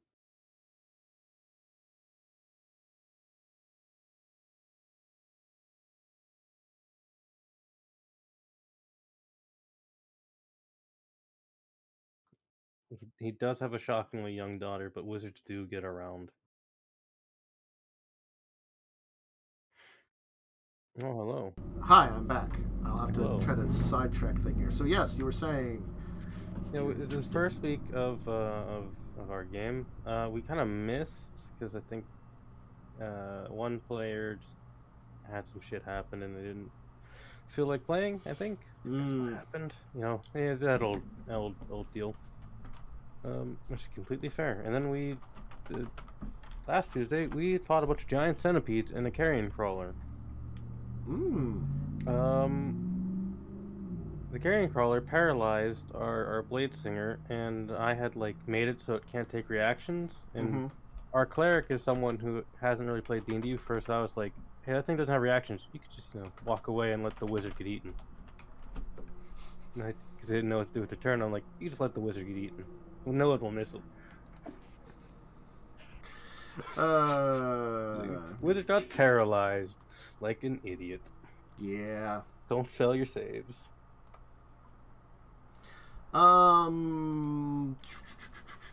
We had Wednesdays 2 weeks. We did have Wednesdays 2 weeks. Yeah. We're on a beautiful paradise of horrible monsters. Also, a very wet cave. Yeah, very wet cave. We're fighting like Grindylows, I think they're called, right? Yes, Grindylows. We're fighting. I have mixed feelings about dungeon because it's Paizo dungeon and they're always a bit too small. That's just the unfortunate part of Paizo adventures. The dungeons are just like slightly too small. Like this one here, they have reasons for it. But well, this one's a cave, so it makes sense that it's small. Yeah, it's built like mostly Grindylow size, and there is actually a storyline of like, there's like the one large creature that can squeeze through things because it's like cephalopod and cephalopod shaped, but otherwise things would get stuck if they're too big or stuff like that.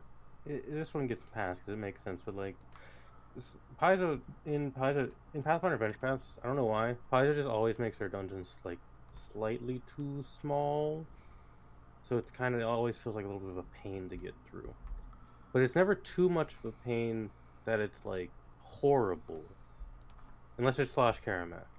God, that's just a badly designed dungeon. But I like the cave. I'm also not hindered by the cave because I have a swim speed, so everyone else can suck it. But one player can't use their weapon because it'll get wet and they can't fire it when it's wet. Yeah, there are some disadvantages to the entire cave situation. I might just give that character a crossbow. Yeah. I think the cave is going pretty well. Or was, until the devil squid, because someone charged it while there was horrible goop and got almost eaten. I mean, like, I think we're still in a decent position. I think if we go rest for like a couple hours. Yeah, I think we'll be fine. I think it was just an issue of the fact that you were not in a good position there to begin with, and like then you had someone kind of just charge in, which didn't help. I mean, I get playing the character. I've done that plenty of times. Yeah, but I can't fault anyone for that. But it is a decision that has put us in a suboptimal position because we were going pretty strong, and now the fighter has like 4 of its strength gone or something. It's a lot they've lost. It's certainly a huge chunk. I don't have lesser restoration yet, so. But I have a dumb plan for next session if things happen the way they might happen. So that'll be fun. Mm-hmm. Well, we'll see how that goes. Cave also means no one can become big. Well, no, you could in some room. Because some rooms are big enough to become big. Mm-hmm. Also, you could like maybe make the fighter big and negate some of the strength loss, I guess. But that's only if the fighter wants it, because you have to be willing. Otherwise, it's a save. I mean, like, he rolled badly for a lot of those saves. Oh, God, he did. He lost so much strength and he almost died. Yeah, like, the fort saves were just like, But then he saved and lived. That was both epic and terrible, because his save versus life, he should have just been like, it's like if he rolled to stabilize. Just, if he rolled a 19, it would have been so much better for himself. No, he had to roll the nat 20 and be like, I'm back. I'm back, bitches! And it's like, ooh, that's not good. You're in its mouth still. Truly, it doesn't like you. Uh-huh. It doesn't like you, and you're still just in its mouth. It has not ignored you. Oh god. Yup. So that was a. We'll see how next session goes. I am like pretty sure the fighter is gonna die. I'm predicting that. That's my prediction for the session. I think there certainly is chances that it could I think happen. there's a chance that fighter's dead. The rest of us, I think, we're maybe fine. It depends on what happens. I gotta be honest, and how you play things out. We have a bunch of little trash boys to fight, and then we have whatever the hell is in D8. Mm-hmm. D8 is a difficult thing, I will tell you. Not impossible to deal with. I have some ideas. But certainly not great. I also have 2 things I can summon still, so I can beef up our side a little bit. Yes. Certainly, the level up should theoretically give you just a little bit of assistance on that end. I always forget what you don't get in a level up in Pathfinder, because technically you have to long rest to get all of it. Well, rest. There's no short or long rest in Pathfinder. Yeah. Rest. I'm pretty sure you don't get your spells, but you get your HP, which is the important thing, because hit points are good to have. Mm-hmm. That's very true. But that's Wednesday for us. Yeah. And then we got Thursday. Thursday happens sometimes. Yes. We missed 1 week because I didn't want to run with 3 people, which I think is fair because it's a 5-person game.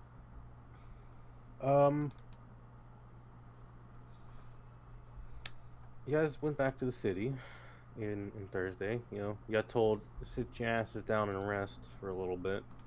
Mm-hmm. And which you didn't have to listen to. You did, and you got a place to stay, which is kind of nice. It's a cozy little home. And then a factory exploded because gnomes are actually insane creatures. And then Wolverine tried to get with the gnome lady, I think, is what happened. I was merely hitting on the nice gnome lady. Well, she's married to science, so it's not going to work out. I know. Yeah. She's married to science, and so it's just, it'll never happen. Yeah, like, those gnomes just blew up part of their factory because they're just making a big arcane cannon. A bunch of gnomes are probably dead because of it, too. Yes. Very much so true. I did really like the bit where you just picked up an arm and started asking whose it was. Well, like, yeah, they blew up. I'm like, there's probably like a severed limb around here. It's like, and they lose a lot of limbs, apparently. They do, that's canon. Yeah, so Rock gnomes have prosthetics sometimes. Mm-hmm. So I'm just like, is there anything left? Whose is this? Hey. Gnomes are insane. Yes, this is true. Yeah, it was a pretty mostly just chill downtime session. Yeah, it was fine. So it went. Oh, someone did go to like a hostess club, I think. Yeah, and they tried to drag me there, and I'm like, my character probably would not go, to be honest. Horribly thought of supporting. Oh yeah, I also forgot, at the beginning of the session, something weird happened to your rogue. Talk to a witch again, and then things have happened. I think weird stuff's happening with our rogue. Look, the rogue's probably fine. You're the fighter. Me probably suspects something weird is up, but doesn't ask because honestly, all of them are really weird. Like compared to what his idea of what not weird is. So God, the party is full of weirdos. So like he just assumes that maybe it's normal. He isn't asking questions unless they say something, kind of thing. Like, I mean, it's probably normal to be able to walk through walls. I think probably some weird spell that does that. I don't think I noticed that. I was asleep. You were asleep for that. I was at 1 hit point. I was going to sleep. Yeah. I was like quite literally mauled. Well, technically we're at more, but because you did long rest on the way back. But like, who cares? You were probably just really tired. I didn't long rest because I was still on guard. I was on my bird. Yeah, I chose to be like, just in case. So I'm like, ah! Nothing horrible happened on your trip back either. Nothing horrible happened. Ready for the horror to happen. That was Thursday. That was Thursday during the day, and then we did have some Children of Wrath. You met this nice gorilla man, who then had everybody have spiritual discussions with things. Some people had better spiritual discussions than others. Like Claude found out that, he's related to some horrible, horrible dude, but also his father is not his actual father, and his mother had an affair, and that's much more important. Yeah, that's fine, right? That's something he can lord over his father. Hey, you're not my real dad, you're some cuck.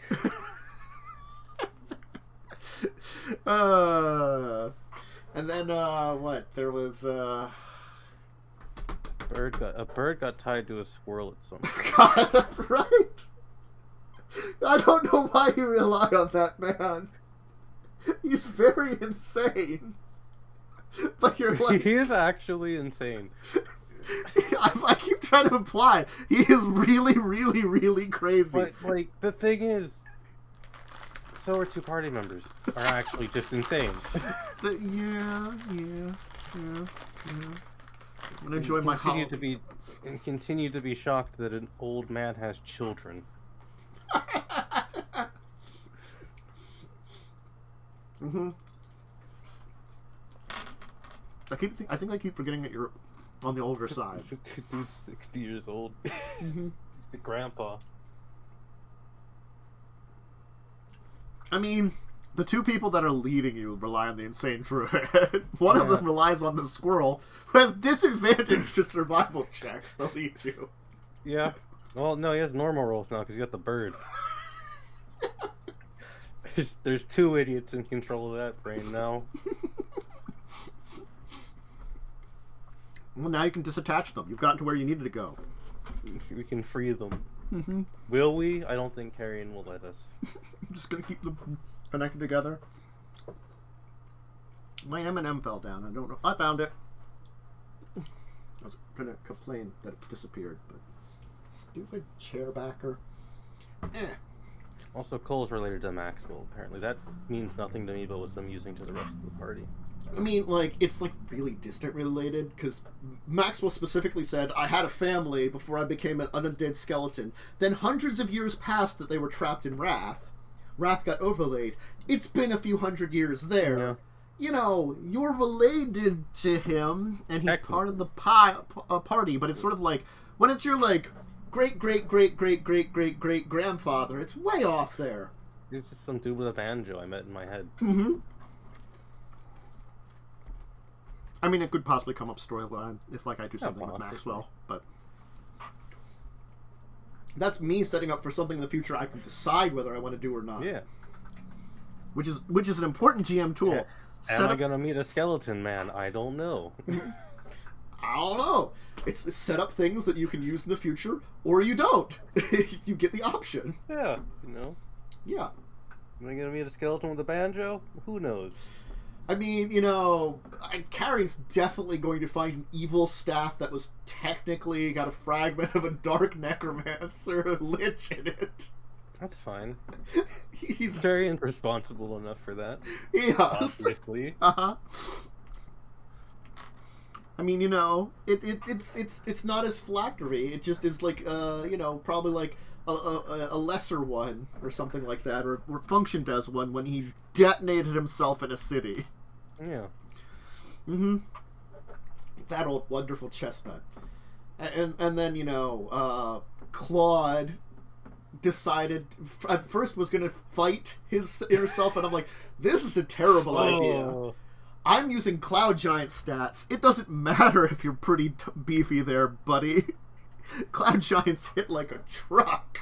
Oof, just like beat up in his own dream. Yeah. And then yeeted in the real world. Mm-hmm. I liked doing that a lot. Just like, I'm going to send you back to the real world. Give me a second here.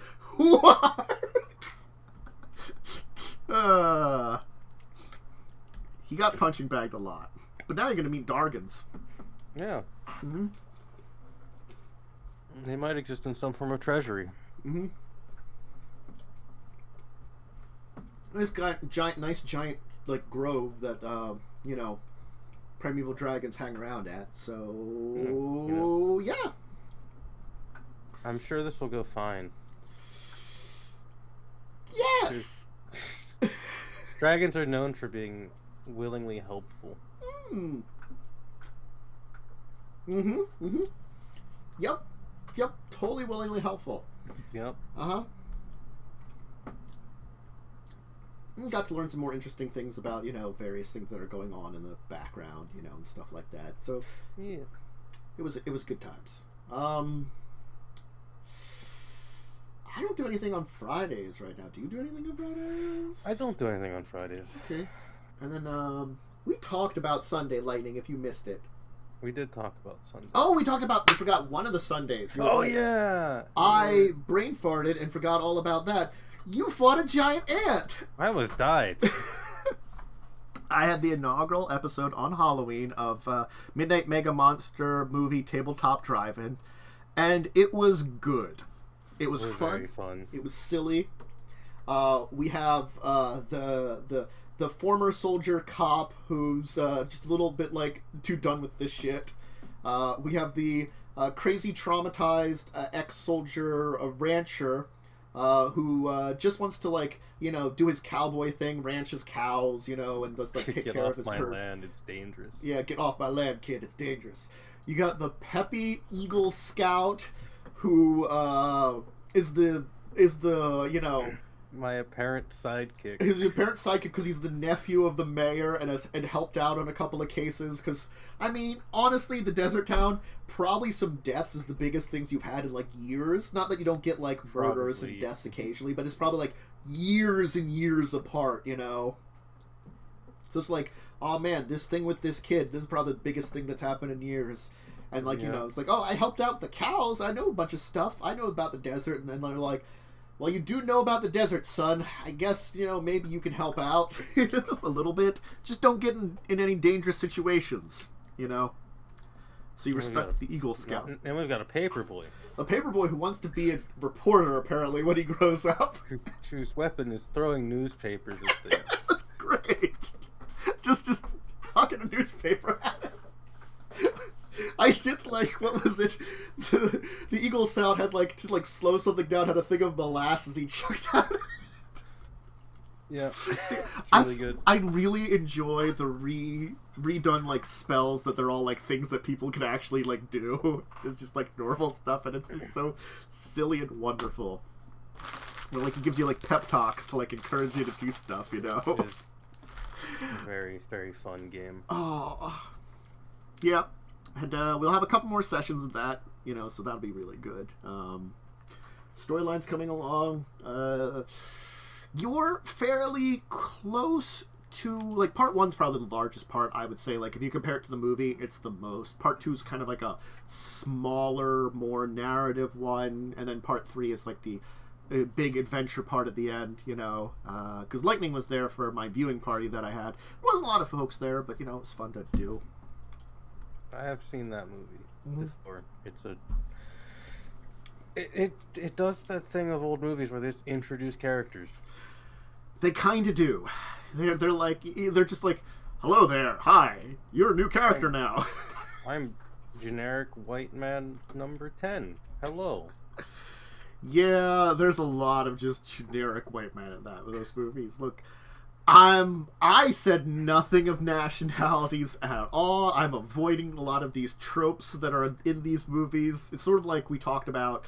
You probably could have had someone that was like a mystic type character, but they would probably be like Native American shaman type kind of character. Or medicine runs a certain risk. It does run a risk. I mean, that's why I said, like, it's a tough one. It can be done if someone wants to be that kind of mystic, but you gotta play it probably down and simple, honestly. Yeah. You know, it's probably the less the better for that one. You know, Cowboy was easier. The cowboy is great. Mm-hmm. It's like, and so you fought your first giant ant, and now there's more of them. I do love that it's just these two war veterans and then literal children. I mean, you have a couple of like NPCs you could call in for help, like FBI agent, FBI man, or scientist or man, myrmecologist. He's a scientist. He's like ant scientist. I love that. I didn't know that was the term for an ant scientist. So I learned something new. I learned that from them. Thank you very much. The movie. He's the world's foremost, because I did watch it a little ahead of time before, you know, doing it again, before having the, like, you know, before party even, so I was ready for it. And so it's like, the foremost myrmecologist. I'm like, that's right, myrmecologist. And I like actually like look up. It is just a guy who studies ants. Wow. A very specific career. Well, I mean, like, there's the like lepidopterist or something, the people that study butterflies. So it's like weird that they've got these like general terms like this. It makes sense, but I always figured the study of insects would be like a broad career, not a specific one. Yeah, you'd think that would be. Jeez.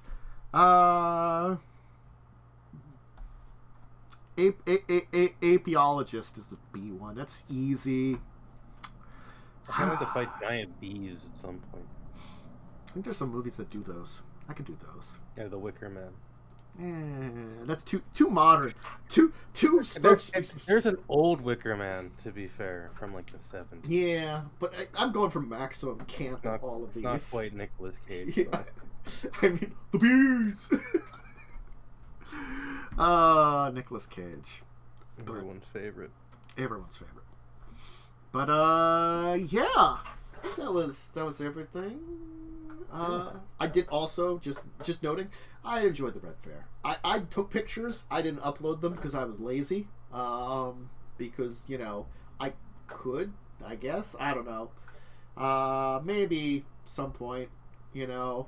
It's kind of a little late for it at this point in time, like a week later.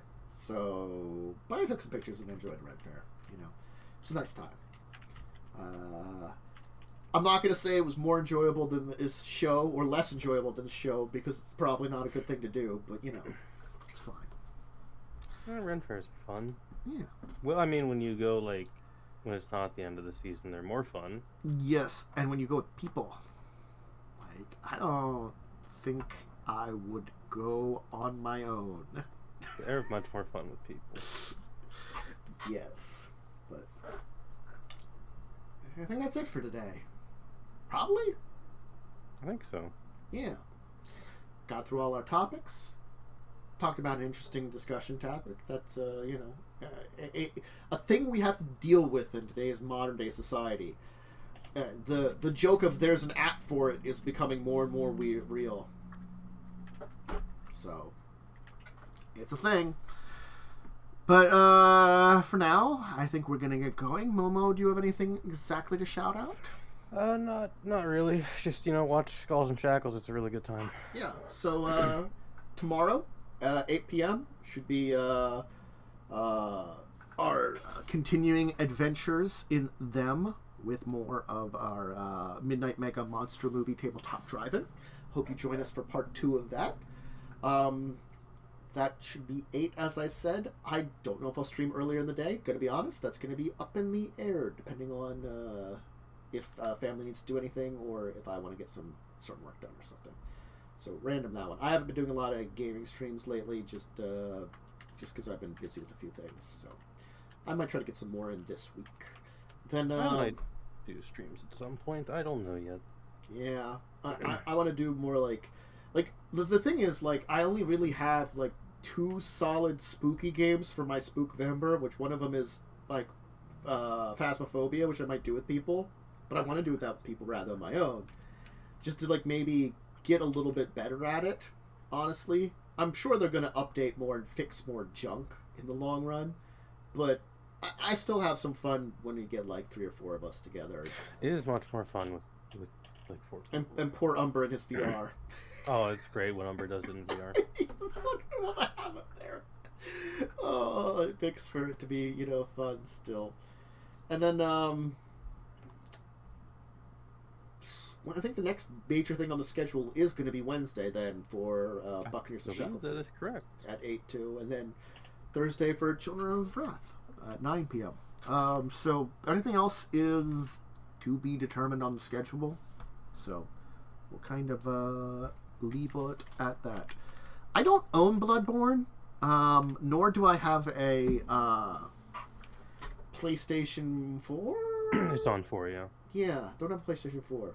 Also, Or 5. The most, upcoming thing is Sunday. Mm-hmm. Mm-hmm. So that is tomorrow, technically. That is tomorrow, where we fight some ants and die horribly. Maybe I'll like listen to like some like scientist and like try to like not fight them directly or punch him in the face. Oh or no, I'm just gonna get a flamethrower and deal with it that way. I mean, when they did in the movies, so I mean, it probably would work if you can get it from the military.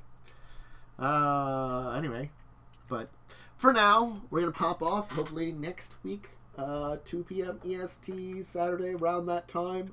We'll get started and do some more Discussing Tabletop. But until then, thank you for joining. Thank you once again, Momo. Thank you for hanging out. Anybody else in chat. And have a great rest of your day. If I decide to stream anything before movie tomorrow, movie RPG, I'll announce it on my Discord and Twitter. So we'll see. We'll play it by ear for those. But for now, farewell, everybody.